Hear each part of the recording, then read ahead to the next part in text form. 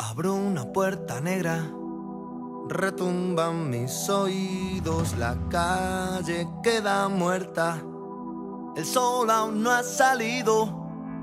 Saco de mi cartera una tarjeta y ficho, y pienso que si se acaba el mundo ahí fuera.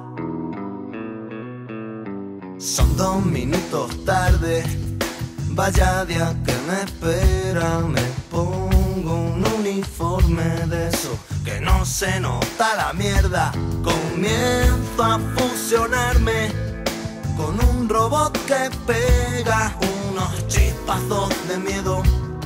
Y si se acaba el mundo ahí fuera, me la pela, me la pela, me la pela, me la pela, me la pela, me la pela, me la pela. Me da igual si llueve o nieva, porque aquí pican las prensas que más de un dedo se han llevado.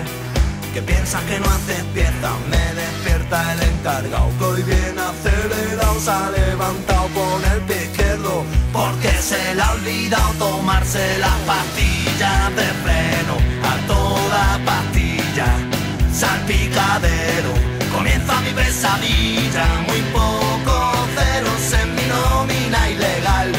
Yo como firmo un contrato no puedo parar, pastilla de freno. A toda pastilla, salpicadero, comienza mi pesadilla. Muy pocos ceros en mi nómina ilegal.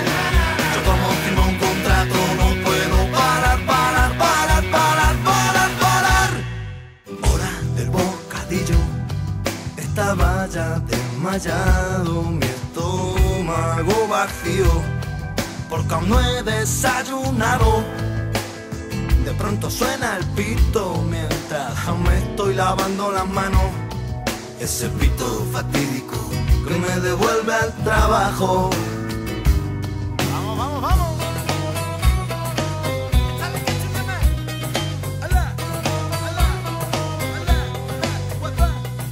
Pican las prensas que más de un dedo se han llevado.